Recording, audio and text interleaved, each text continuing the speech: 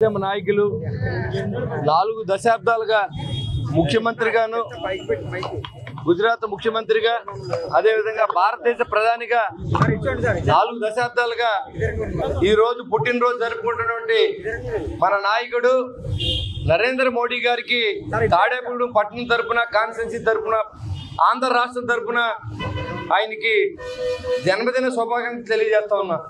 ఎందుకంటే ఈ రోజు భారతదేశంలో మనందరూ భయం లేకుండా ఏ దేశమైనా వస్తే ఆక్రమించుకుంటుందేమైనా భయం లేకుండా ఈరోజు ఉండమంటే దానికి కారణం నరేంద్ర మోడీ గారు। మరి ఆయనకి నిండు నూరేళ్లు ఆ భగవంతుడు ఆయుష్నిచ్చి ఇలాంటి మరిన్ని సేవలు ఆయన ప్రజలకు చేయాలని దేశానికి సేవ చేసే శక్తిని ఆయనకి ఇవ్వాలని భగవంతుడిని మనస్ఫూర్తిగా ప్రార్థిస్తూ ఈరోజు ఏదైతే స్వచ్ఛ భారత్ కార్యక్రమాన్ని 2014 సంవత్సరంలో నరేంద్ర మోడీ గారు ప్రవేశపెడితే అంచెలంచెలుగా ఈరోజు పట్టణాలు పల్లెలు అన్నీ కూడా బాగుపడే దిశగా అధికారులు ప్రజలు సంయుక్తంగా పోరాడి కొంచెంగా మార్పు చెందుతూ ఉన్నాయి।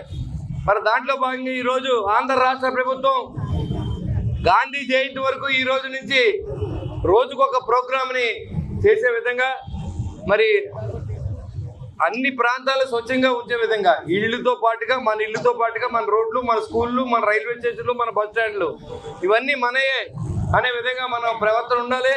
అంతేకాకుండా ఏదో వాళ్ళ మార్కులు ఇస్తారని కాదు, మన ఆరోగ్యం మన చేతిలో ఉంది, మన ఆరోగ్యాన్ని మనం కాపాడుకునే విధంగా మనందరూ కూడా కృషి చేయాలని చెప్పి నేను కోరుతా ఉన్నా। ఈరోజు మన కమిషనర్ వచ్చిన తర్వాత ఏ ప్రభుత్వ ప్రోగ్రాం అయినా ఎవరున్నా లేకపోయినా ఆయన కార్యక్రమాన్ని ఆయన చేసుకుంటూ ప్రభుత్వ కార్యక్రమాన్ని ప్రజా కార్యక్రమంగా మార్చి ఇవాళ మార్కెట్లో చెత్త తీసుకొచ్చి ఇంతవరకు కాలంలో పోసేవారు, దాన్ని ఆపి అదే ప్రాంతంలో కంపోస్ట్ చేసే విధంగా తాడేపల్లిలో మొట్టమొదటిసారిగా మనం ఎరువును కూడా అందించడం జరిగింది। అది ఒక విజయంగా మనం భావించాలి। అంతేకాకుండా కాలంలో తీసుకెళ్లి చెత్త వేసే విధానాన్ని రూపుమాపడానికి ఆయన వంతు కృషి చేస్తూ ఉన్నారు। ఖచ్చితంగా మనం సక్సెస్ అవుతున్నాం కూడా। అదేవిధంగా ప్లాస్టిక్ అవేర్నెస్ తీసుకొచ్చాం। ఏదైనా హోటల్లో ఏదైనా మరి కల్తీ పదార్థాలని వేస్ట్ని అన్నీ కూడా కట్టడి చేసి ఈరోజు అన్ని కార్యక్రమాలు మరి ఆయన ప్రజలకి మంచి జరిగే విధంగా చేసినందుకు మున్సిపల్ కమిషనర్ని స్టాఫ్ని అభినందన తెలియజేస్తూ మరి ఈ కార్యక్రమం దిగ్విజయంగా 7 రోజుల పాటు అన్ని ప్రాంతాల్లో మరి శుభ్రపరచాలి। ఎందుకంటే ఈ రోజు నుంచి అసెంబ్లీ ఉంది, మళ్ళీ 25 దాకా రాకపోవచ్చు కాబట్టి ఆ రోజు మళ్ళీ కలుద్దాం। ఈ లోపల అన్ని ప్రోగ్రామ్స్ అప్లోడ్ చేయవలసిన అవసరం ఉంది, కమిషనర్ గారు ఆ కార్యక్రమం చేస్తారు। ప్రజలందరూ 2014లో ఏదైతే స్వచ్ఛ భారత్ కార్యక్రమం మోడీ గారు ప్రధానమంత్రి అవగానే ప్రవేశపెట్టి భారతదేశాన్ని మరి స్వచ్ఛ భారత్ చేయాలి, దీని ప్రపంచ దేశాల్లో భారతదేశం అంటే ఒక రకమైన తక్కువ అభిప్రాయం ఉంది।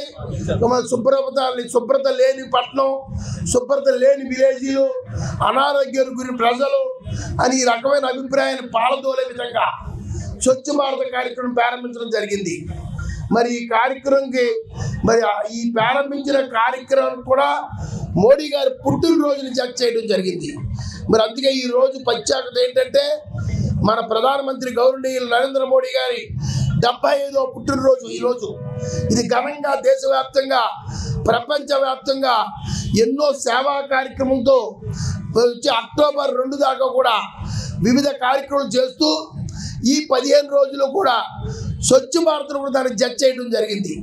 ఈ స్వచ్ఛ భారత్ ద్వారా మన ఇల్లు పరిశుభ్రంగా ఉంచుకోవటం, ఇంటి చుట్టుపక్కల పరిశుభ్రంగా ఉంచుకోవటం, మన గ్రామం పరిశుభ్రంగా ఉంచుకోవటం, మన విలేజ్గా పట్టణంగా పరిశుభ్రంగా ఉంచుకోవటం ఇది ఒక గొప్ప ఉద్యమం కింద దీన్ని ప్రారంభించడం। దీని ద్వారా చాలా మట్టుకు 2014-13 సంవత్సరాల్లో ఎంతో పరిశుభ్రత సాధించింది భారతదేశం। అలాగే మరి మోడీ గారి ఆలోచన అనుగుణంగా లక్షల కోట్ల రూపాయలు ఈ 13 సంవత్సరాల్లో స్వచ్ఛ భారత్ పథకం కింద ఖర్చు పెడతాం జరుగుతుంది।